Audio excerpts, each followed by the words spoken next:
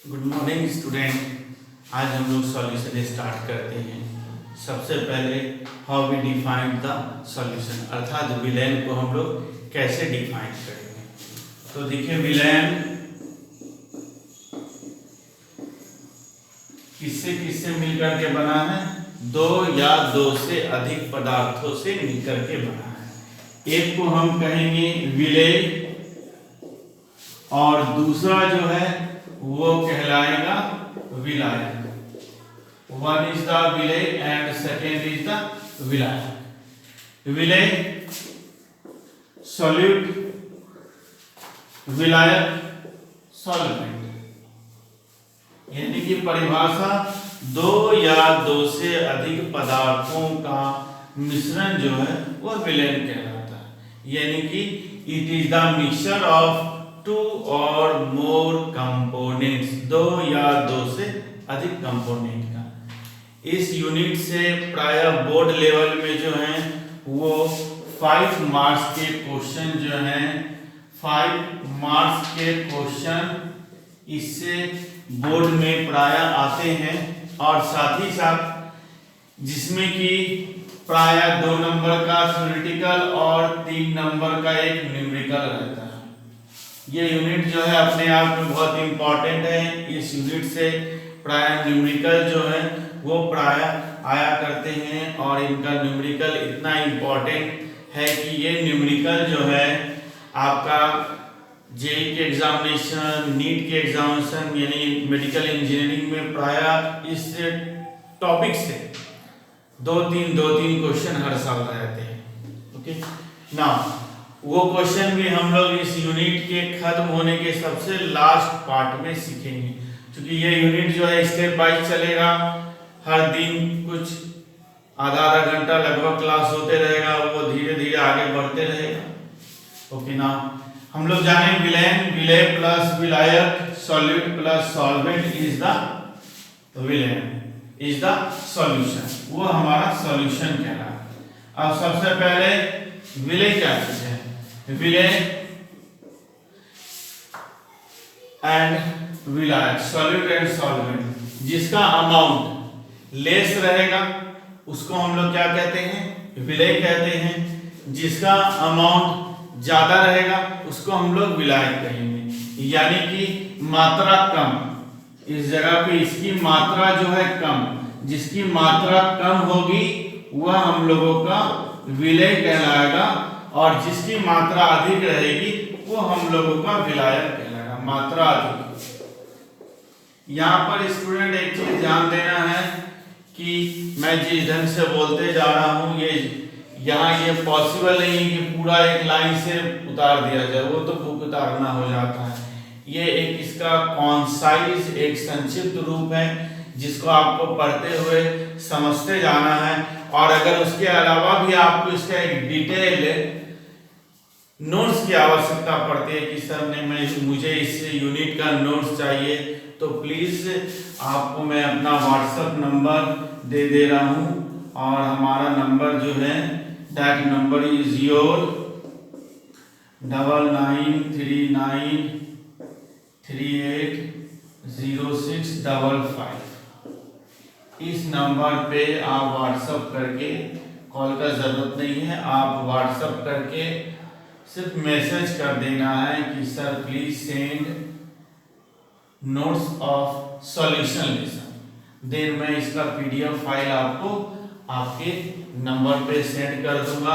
आप उसे डाउनलोड करके या प्रिंट निकाल के या कॉपी पे लिख करके आप पूरा का पूरा होल डिटेल पार्ट को कर सकते हैं। बट ये जो है उतनी की आवश्यकता नहीं है, जहां पर आपको आवश्यकता होगी उस जगह में खुद लिखाते हुए चलूंगा। तो हम लोग जान लिए कि विलेय क्या चीज होता है, यानी कि जिसकी मात्रा कम होती है विलयन में उसको विलेय कहते हैं, जिसकी मात्रा अधिक होती है उसको विलायक कहते हैं। ये दोनों मिलकर के क्या बनाया? विलयन बनाया। यानी कि विलयन की परिभाषा दो या दो से अधिक अवयवों के मिश्रण को हम लोग विलयन कहते हैं। यानी it is the homogeneous mixture of two और मोर सब्सटेंसेस। अब हम आते हैं इसके टाइप्स पे। नाउ इसके types of types of solution, यानी कि प्रकार, विलयन के प्रकार, विलयन के प्रकार।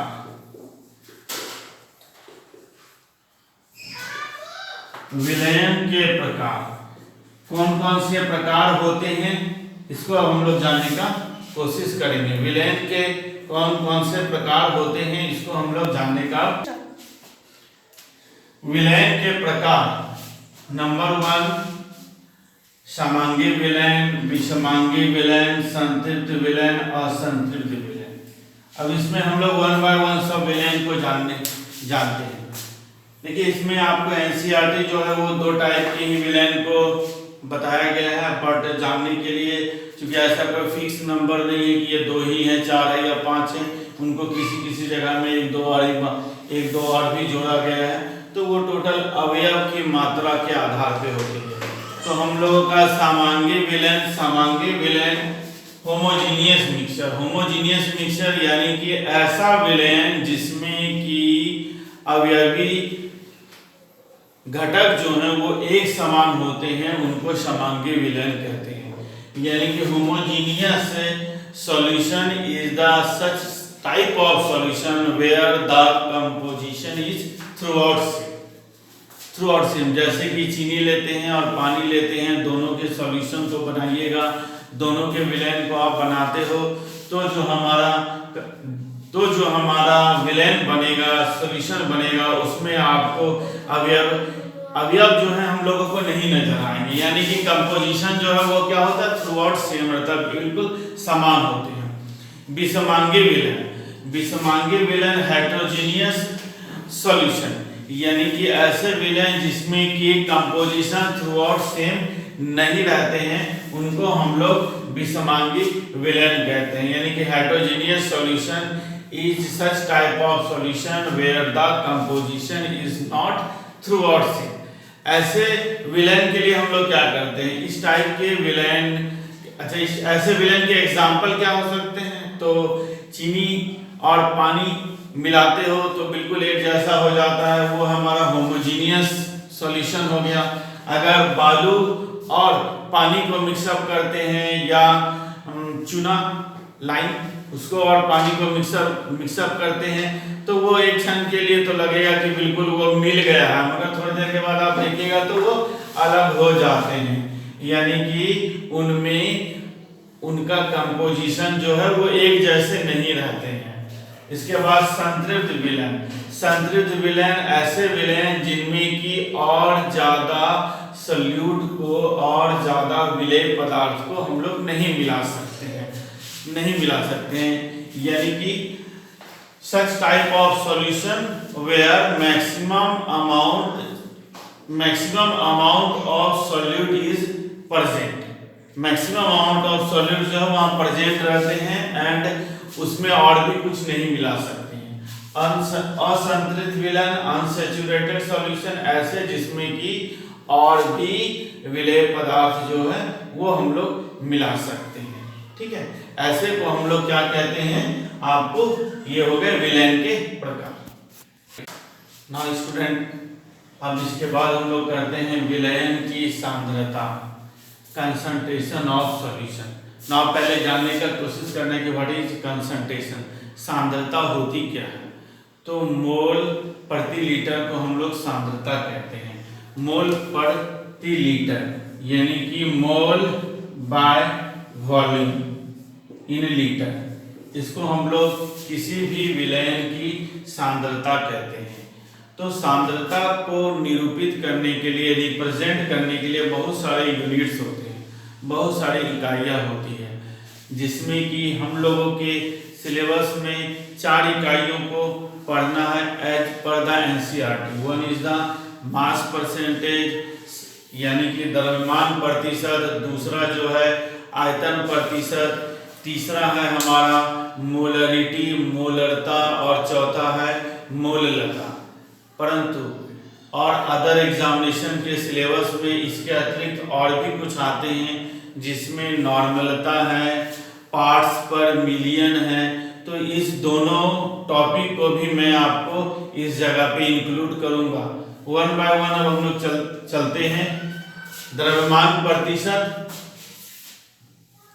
कि द्रव्यमान प्रतिशत क्या होता है। तो मास परसेंटेज, द्रव्यमान प्रतिशत इक्वल टू विलयन में उपस्थित अवयव का द्रव्यमान बाय विलयन का कुल द्रव्यमान इंटू 100 जो है इंटू 100, यानी कि 100 के रेस्पेक्ट में किसी विलयन में जो अवयव प्रेजेंट होते हैं, उपस्थित होते हैं, उनके द्रव्यमान के अनुपात को हम लोग क्या कहते हैं, द्रव्यमान प्रतिशत कहते हैं। देखिए इनसे साधारणतः बड़े बड़े प्रश्न तो आपको क्या कहते हैं, परिभाषा संबंधित प्रश्न आते हैं। तो यहाँ पर अगर द्रव्यमान प्रतिशत है तो द्रव्यमान प्रतिशत क्या हो गया कि विलयन में उपस्थित अवयव का द्रव्यमान डिवाइडेड बाय विलयन का कुल द्रव्यमान, यानी कि इसे हम परिभाषित करेंगे कि विलय पदार्थों के भार भागों की वह संख्या जो विलयन के 100 भाग यानी कि 100 भागों में उपस्थित होती है, उसे विलयन का द्रव्यमान प्रतिशत कहते हैं। चूंकि यह द्रव्यमान प्रतिशत एक तरह का अनुपात है, इसलिए इसकी इकाई अगर पूछा जाए कि इसकी इकाई क्या होगी, तो इसकी इकाई जो है आप बोल सकते हैं क्या हो सकती है। यहाँ देखिए द्रव्यमान है ग्राम, यहाँ भी द्रव्यमान है ग्राम, ग्राम बाय ग्राम यानी कि खत्म, कुछ भी नहीं। तो इकाई मतलब इकाई विहीन यानी कि नो यूनिट, इसकी कोई भी इकाई नहीं होती है। अब अगर इसके हम लोग टेम्परेचर डिपेंडेंस की बात करते हैं कि अगर टेम्परेचर को हम लोग बढ़ाते हैं तो क्या फर्क पड़ेगा, तो देखिए इसमें कोई भी फर्क नहीं पड़ने जा रहा। अगर आप टेम्परेचर को बढ़ाते हो तो द्रव्यमान जैसा का वैसा ही रह जाएगा, इसलिए तापमान पर इसका कोई भी प्रभाव जो है वो नहीं पड़ता।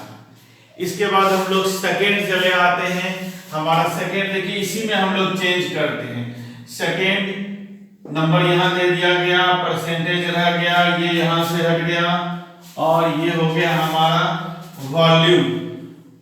वॉल्यूम परसेंटेज यानी कि आयतन प्रतिशत। हम लोगों ने पहले द्रव्यमान को लिया था तो वहां पर हम लोगों का मास टर्म आया, यहाँ हम लोगों ने आयतन को लिया है, वॉल्यूम को लिया है। तो इस जगह सब जगह सिर्फ हमारा द्रव्यमान की जगह आयतन हो जाएगा, यानी कि मास की जगह वॉल्यूम हो जाएगा। तो यहाँ हो गया हमारा आयतन प्रतिशत, आयतन परसेंटेज यानी कि वॉल्यूम परसेंटेज उपस्थित अवयव, विलयन में उपस्थित अवयव का द्रव्यमान। तो द्रव्यमान जो है यहाँ से ये हट जाएगा, हट करके ये क्या हो जाएगा आयतन। विलयन में उपस्थित अवयव का आयतन, जो भी अवयव है उस अवयव का आयतन डिवाइडेड बाय विलयन का कुल आयतन, विलयन का कुल आयतन, विलयन का कुल आयतन। ये जो है ये हम लोगों को आयतन प्रतिशत कहलाता है। इसमें फिर उसी तरह से इकाई जो है, इसकी इकाई जो है नो यूनिट, कोई भी यूनिट नहीं होगी। क्यों नहीं होगा यूनिट, तो यह भी 2 का अनुपात होता है। 2 का अनुपात होने के वजह से इसकी भी कोई इकाई नहीं होगी। अब देखिए ये 100 के टर्म में, 100 के रेस्पेक्ट में 100 के गुणक में इसको हम लोग निकालते हैं प्रतिशत। अगर इसी चीज को हम लोग 10 का पावर 6, 10 का पावर 6 में अगर इसको ले जाइएगा तो ये जो है ये मिलियन में चला जाता है, मतलब लाख में। तो उनको हम लोग पार्ट्स पर मिलियन कहते हैं। यानी कि हमारा नेक्स्ट जो वो होगा जैसे मास परसेंटेज, फिर second volume percentage, third is your parts पर मिलियन, पार्ट्स पर मिलियन। थर्ड नंबर, अब हम लोग थर्ड नंबर को करते हैं। नाउ थर्ड पार्ट्स पर मिलियन, इसको हिंदी में भी उसी तरह से कहते हैं, इंग्लिश में भी उसी तरह से कहते हैं। पार्ट्स पर million in short ppm। Short में इसको हम लोग ppm कहेंगे, यानी कि मिलियन के रेस्पेक्ट में हम लोगों का अवयव जो उपस्थित रहते हैं उनको ppm कहते हैं, पार्ट्स पर मिलियन। यानी कि अवयव के भारों की संख्या डिवाइडेड बाय विलेन के सभी अवयवों का भार इंटू 10 का पावर 6। यानी कि वहां 100 के तुलना में जब हम लोग निकालते थे तो ये कहलाता था प्रतिशत, द्रव्यमान प्रतिशत। जब उनको 6 के 10 का पावर 6 यानी कि मिलियन के तुलना में निकालेंगे तो वो हम लोगों को पार्ट्स पर मिलियन कहलाएगा। इसके लिए हम लोग इकाई की बात करते हैं तो इनका इकाई भी जो है इकाई विहीन होगा, यानी कि नो यूनिट।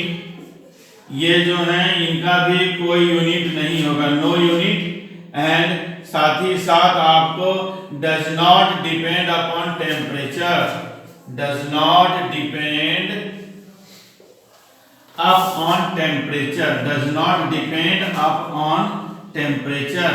टेम्परेचर पे ये भी निर्भर नहीं करते हैं, टेम्परेचर पे ये भी निर्भर नहीं करते हैं। तो ये हो गया हमारा पार्ट्स पर मिलियन। ये हम लोग सब पढ़ क्या रहे हैं, विलेन की सांद्रता। इन सबों पे देखिए स्टूडेंट बहुत सारे न्यूमेरिकल हैं। जब 1 बाय 1 मैं सभी आपको कंसंट्रेशन को डिस्कस कर दूंगा, उसके बाद हम बोर्ड लेवल के न्यूमेरिकल को बनाएंगे, कुछ कॉम्पिटिटिव टाइप के न्यूमेरिकल को ये बोर्ड वाले टोटल हो जाने के बाद बनाएंगे, नहीं तो मिसमैच होने लगेगा। तो 1 बाय 1 हम बढ़ते हैं। थर्ड ये हो गया। इसके बाद हमारा फोर्थ है mole fraction. Fourth is your mole fraction, mole अंश। तो नंबर 4 हम लोग चले आते हैं mole fraction. Fourth is your mole fraction. इसको हम लोग कहते हैं मोल अंश, मतलब मोलों का अनुपात। किसी एक अवयव जो है उस अवयव का मोल कुल की तुलना में, पूरे होल की तुलना में कितनी होती है, उनको हम लोग मोल अंश कहते हैं।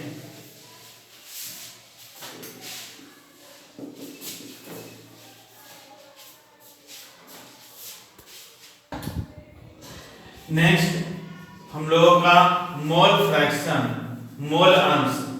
अवयव का मोल अंश, किसी एक अवयव का मोल बाय कुल अवयव के मोल के अनुपात को हम लोग मोल अंश कहते हैं। इसको हम लोग एक एग्जांपल के हेल्प से समझेंगे। नाउ सपोज कि एक हम लोगों का ये मान लेते हैं कोई बीकर है, इसमें एक कंपोनेंट A है, दूसरा कंपोनेंट हम लोगों का B है। तो हम 1 बाय 1 A का मोल अंश और B का मोल अंश निकालेंगे। तो मोल अंश आपको देखिए, इसको सिंबल के रूप में हम लोग निरूपित करते हैं, तो कोशिश करना है कि सिंबल के रूप में ही चले। तो देखिए मोल अंश को हम लोग x से लिखते हैं, तो मोल अंश A का इक्वल टू मोल A का बाय टोटल मोल, यानी कि mole of A divided by mole of A plus mole of B। यानी कि एक का मोल अंश जो है ये हो गया, दूसरा का मोल अंश क्या है, इसी तरह से दूसरा का मोल अंश जो है वो हम लोगों का NB divided by NA plus NB। यानी कि दोनों के मोल अंश को जो है हम लोग ऐड कर देते हैं तो हम लोगों को सेकेंड का मिल जाता है। तो इस तरह से एक का मोल अंश हो गया और दूसरा का मोल अंश हो गया। इस जगह पे नोट वन थिंग रिमेंबर कि दोनों का मोल अंश जो है इनका ऐड जो है वो 1 होता है। तो मोल अंश x प्लस मोल अंश b, मोल अंश A का और मोल अंश B का, दोनों का जो मोल फ्रैक्शन है, दोनों का जो सम होगा वो हम लोगों को 1 हो गया। देयरफॉर अगर आपको किसी एक का मोल के बारे में जानकारी है तो आप दूसरा का मोल जो है वो आराम से निकाल सकते हैं। फिर अगर इसके हम लोग इकाई की बात करते हैं तो ये भी मोलों का अनुपात है, इसलिए इसकी भी कोई इकाई नहीं होगी।